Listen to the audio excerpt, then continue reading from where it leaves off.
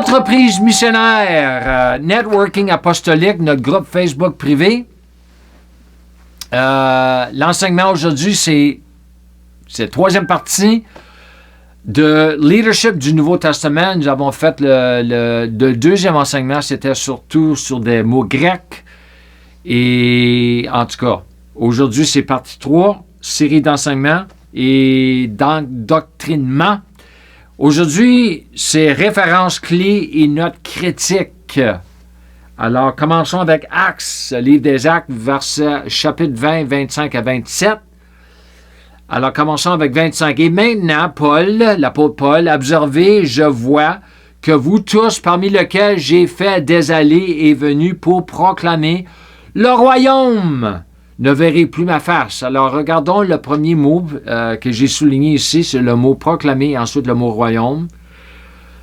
Proclamer, c'est numéro 2784, Caruso. Être un héros, proclamer, prêcher, annoncer un message publiquement avec conviction, persuasion, prêchant l'Évangile comme la parole de Dieu, faisant autorité, apportant une responsabilité éternelle à tous ceux qui l'entendent. Et même si vous n'avez pas entendu la parole de vérité, vous êtes quand même vous allez donner un rendre compte dans le jugement pour les non-croyants et les non-croyants. Le prochain mot ici, c'est le mot royaume. Bachilé, numéro 932. Royaume, souveraineté, pouvoir royal, royauté, souveraineté, autorité, règle, en particulier de Dieu à la fois dans le monde et dans le cœur des hommes. Alors, le mot Basilia, 932, ça vient du mot 935, qui est notre mot en anglais ou français roi. C'est le mot roi. Le royaume dans lequel un roi règne souverainement, un royaume a toujours besoin d'un roi. Comme le royaume de Dieu le fait avec le roi Jésus, il se réfère particulièrement à la règle de Christ dans le cœur des croyants. Et même le mot royaume a l'idée de dominion, le royaume de noirceur. Alors, le diable est un type de roi. Oui, il n'est pas le roi des rois, mais il est un type de roi. Oui. Ici, j'ai marqué aussi, en tout cas, j'avance. Ne laissez pas ce mot souverain vous induire en erreur comme il l'a fait pendant de nombreux siècles, car au moment où Dieu a créé l'homme à son image, Dieu a essentiellement mis de côté sa souveraineté ou l'a donné à l'homme puisque l'homme est un agent ou un être mâle et libre opérant selon la loi de semer et de récolter, disant à l'homme ce qu'il doit choisir et faire, mais ne peut pas choisir ni le faire pour l'homme, donnant à l'homme la liberté de choisir et de faire le bien ou de choisir et de faire le mal avec conséquence. Avec conséquence. Alors, le monde n'a aucune révélation concernant les conséquences de tout ce qu'ils font sur la terre ou tout ce qu'ils ont fait sur la terre, mais aussi je vois ça dans l'Église. Ils croient ce qu'ils veulent croire, ils lisent ce qu'ils veulent lire, ils font ce qu'ils veulent faire. Ils pensent qu'il n'y a pas de conséquences. Il y a des conséquences, si pas aujourd'hui, mais dans le jour du jugement. Ici, j'ai marqué « Proclamer le royaume, c'est faire tout ce que vous pouvez par l'Esprit et par la grâce de Dieu pour faire connaître son évangile, sa bonne nouvelle, partout où vous êtes envoyés par l'Esprit. » Moi, j'ai appris quelque chose X années passées, que, OK, moi, je fais mes commissions, tout cela, je vais à certaines places, parce que je connais le monde, je connais où toutes les choses, trouver les choses vite faites, même le pétrole pour mon véhicule, tout cela, mais je dois être ouvert, que l'Esprit Saint peut m'envoyer à quelque part autre. Pourquoi? Rencontrer quelqu'un, que ce soit un croyant ou un non-croyant. Parce que tu rencontres du monde toujours quand vous allez faire au dépanneur, que ce soit, faire les commissions, faire des achats. Yeah. Le Seigneur, il sait où vous envoyer. Et nous devons se faire guider par l'Esprit Saint pour ces choses-là aussi. Alors ici, j'ai marqué « Tout ce qui est fait en dehors de l'esprit et de la chair du vieil homme, ne marchant pas selon votre filiation. » Romains 8, 14, aussi appelé l'homme nouveau. L'homme nouveau et Fils de Dieu sont synonymes. Jésus a tout fait et tout dit par l'Esprit et nous devons faire de même puisque nous faisons partie de son corps, nés de Dieu. Alors nous sommes nés de Dieu. Nous sommes nés de l'Esprit. Pourquoi? Pour faire ce que tu veux faire? Non. Nous sommes nés de Dieu parce qu'avant que nous étions nés de Dieu, nous étions nés de la nature avec corruption. Et maintenant, nous avons été nés avec une nouvelle nature qui n'a aucune corruption pour se faire guider par l'Esprit parce que l'Esprit habite dans la nouvelle nature. Il est là pour nous guider, nous enseigner, nous corriger, toutes ces choses-là, pour vivre la vie de Jésus-Christ. Alors, ici, j'ai marqué, Jésus a fait plusieurs fois référence à l'Évangile du Royaume, Marc 1, 14 à 15, un exemple. Le royaume de Dieu a une bonne nouvelle pour ceux qui font déjà partie de ce royaume, ainsi que pour ceux qui ne font pas encore partie de ce royaume. La bonne nouvelle, la grâce de Dieu. Il y a beaucoup de choses. Beaucoup. Pour les croyants et les non-croyants. Ici, j'ai marqué la grâce de Dieu est la bonne nouvelle de Dieu, et la bonne nouvelle de Dieu est la grâce de Dieu. Ils sont synonymes, car la grâce est la bonne nouvelle une fois que vous avez compris la grâce de Dieu. J'ai marqué ici, c'est la responsabilité de chaque croyant, mais cela commence par les leaders afin de montrer l'exemple comme Jésus l'a fait envers ses premiers disciples en tant que chef de l'Église, Matthieu 4, 19. Et aussi Éphésiens 4, 12. Oui. Alors, je vous encourage de regarder ces références dans le contexte que je les ai enseignées. Ensuite, nous avançons au verset 26-27. C'est pourquoi je vous atteste et proteste en ce jour de notre départ que je suis pur et innocent et que je ne suis pas responsable du sang d'aucun de vous. Des paroles très fortes. Très fortes, une parole. Très fort. 27. Car je n'ai jamais reculé, ni retenu, ni manqué de vous annoncer tout le dessein, tout le plan et tout le conseil de Dieu. Alors, ici, j'ai marqué, vous ne comprendrez jamais, verset 26, tant que vous n'aurez pas compris le verset 27. Très sérieux, en effet, je dirais. Alors, ici, j'ai marqué, si vous ne déclarez pas tout le but, le plan et le conseil de Dieu, vous ne serez pas pur et innocent, et vous serez responsable du sang de beaucoup. Cela me rappelle d'Ézéchiel 3.18 et même ce que le Seigneur avait fait voir à Lester Sumrall, la vision qu'il lui avait donnée concernant ceux qui s'en allaient en enfer. C'était sa responsabilité et tout cela. Ici, j'ai marqué ce que j'ai appris de Dave Robertson et Gary Carpenter en 2007, c'est de ne pas jamais sortir les versets de leur contexte immédiat, de les garder dans leur cadre approprié, ainsi que d'assimiler tout le contexte ou tout le chapitre, et encore mieux, tout l'épître, vous permettant de comprendre et saisir des versets spécifiques ainsi que les versets environnants. Ça, c'est très important. Ça m'a libéré de beaucoup de choses. Ça m'a vraiment aidé dans ma marche avec le Seigneur. Alors, dans le verset 27, nous avons des mots-clés dans le grec. Nous commençons avec Paul a dit « je n'ai pas ». Je n'ai pas.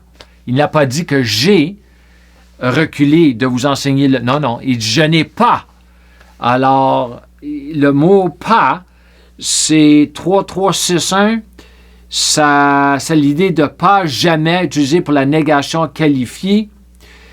Paul dit qu'il n'a jamais retenu, n'a rien retenu à personne, contrairement aux autres prédicateurs, avant lui se comparer dans le bon sens aux autres prédicateurs. Oui, vraiment, qu'est-ce que Paul a dit? Il y a autres prédicateurs qui sont venus avant moi, ils n'ont pas enseigné le plein conseil de Dieu, et moi, j'arrive et je vous enseigne le plein conseil de Dieu. Alors, il a une place pour se comparer. Moi, je me compare. sans mentionner les noms, mais je ne me compare pas que je me pense meilleur qu'un autre ou je me pense moins bon qu'un autre, mais je compare ma doctrine. Je compare les choses je prends les choses que le Seigneur m'a fait voir, qui est vrai, et je compare avec ce que j'entends dans l'Église parce que moi, je suis appelé à réformer l'Église. Alors, une journée, peut-être, je vais les rencontrer ou je vais rencontrer leur doctrine qui a été assimilée par autres églises. L'autre mot, c'est le mot retenu. Il n'a pas retenu.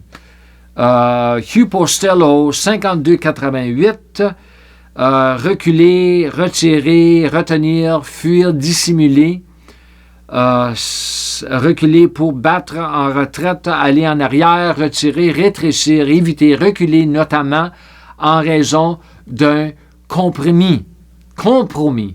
Alors ici, j'ai marqué « Encore aujourd'hui, de nombreux prédicateurs compromettent l'Évangile en ne déclarant pas le plein Évangile ou le plein conseil de Dieu. » Et il va y avoir des conséquences pour cela, surtout dans la journée la journée du jugement. Je déclare moi-même l'ensemble du conseil de Dieu, de la Genèse à l'Apocalypse, en particulier dans le contexte de la création originale et de la nouvelle création. Moi, j'ai très bien compris des années passées, avec beaucoup de prières et de recherches, que chapitre 1 et 2 de la Genèse, ce ne fait pas partie de l'Ancien Testament, ça fait partie de l'ancienne création. De la création originale. Ensuite, nous avons la chute de l'homme, chapitre 3, 3, 4, 5, mais surtout 3, c'est là l'Ancien Testament commence, la chute de l'homme jusqu'à vraiment la naissance de Jésus, le deuxième Adam. C'est lui qui est le premier né de la nouvelle création. Et ça, c'est là que nous avons le commencement de la nouvelle création. C'est comme ça, moi, j'enseigne la parole. Alors ici, nous avons aussi le mot « tout », le plein conseil. Strong's numéro 3956, c'est toutes sortes de chacun, chaque partie d'une totalité signifie tout dans le sens de chaque partie qui s'applique. L'accent de l'image totale est alors mis sur une pièce à la fois. Modifié. Lorsque ce mot grec-là, 3956, est modifié un mot avec l'article défini, je vais faire des enseignements sur cela, il a une force extensive intensive et est directement intensif. Non seulement extensif, mais intensif lorsque l'article défini grec fait défaut, en voulant dire « elle n'est pas là ». L'article défini ne fait pas défaut, mais il n'est pas là dans le texte grec. Alors, dernière page ici. Le dernier mot ici pour aujourd'hui, le mot grec, c'est le mot conseil. C'est notre numéro, Strong's numéro 10-12, c'est boulé. C'est conseil, sagesse, délibéré, décret, un plan résolu utilisé en particulier pour l'aspect immuable du plan de Dieu, organisé délibérément toutes les circonstances physiques, ce qui garantit que chaque scène de la vie fonctionne selon son dessein éternel. Il inclut toujours ainsi aussi le dessein du Seigneur en eux. Alors, comme j'ai déjà dit, Dieu a un plan pour l'homme, la race humaine.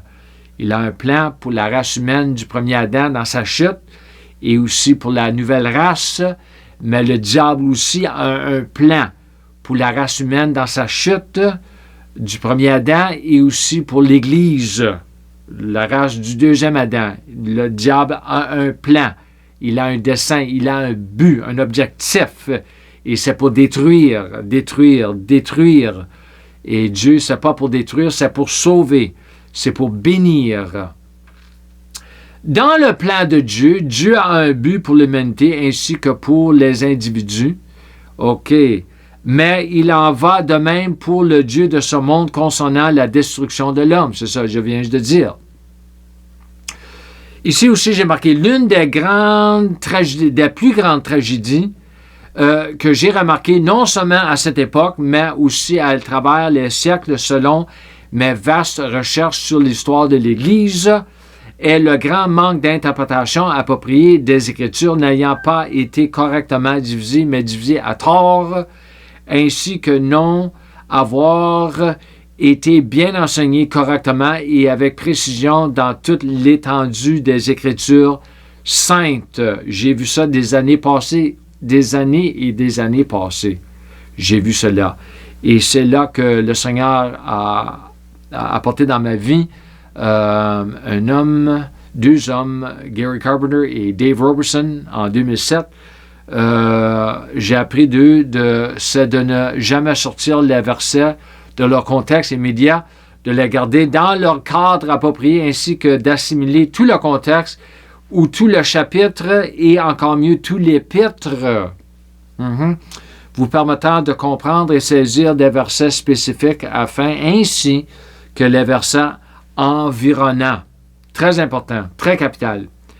Ici, j'ai marqué « J'ai moi-même été doté par Dieu pour enseigner le plein conseil de Dieu dans l'ensemble en tant que réformateur apostolique, aussi comme défenseur de la foi, un évêque, le mot épiscopos, tout cela. Mais ce n'est pas pour tout le monde, ce qui signifie que Dieu a différents dons dans son corps pour le faire, ce qui se trouve en partie dans Éphésiens 4:11. Nous avons 5 dons, au moins 5 dons, mais la plupart des églises locales ne sont pas ouvertes à cela. Nous avons besoin de différentes révélations pour assembler les pièces du mystère afin d'obtenir une image complète. Alors, il y a différentes personnes qui ont différents dons. Moi-même, avec moi, je sais qu'il y a des choses que j'enseigne. Il y en a dans le monde. Je ne les connais pas encore, mais j'espère de les rencontrer une journée qu'ils enseignent certaines choses encore meilleures que moi. Oui. Et c'est avec ceux-là que j'aimerais ça travailler avec.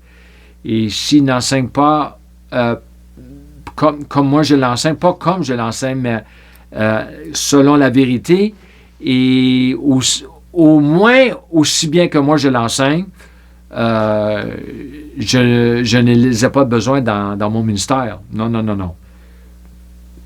Alors, très bref, et comme je vous remercie toujours, je vous encourage de marcher non seulement dans la grâce de Dieu, mais je vous encourage de marcher dans la foi de Dieu. Shalom et Amen.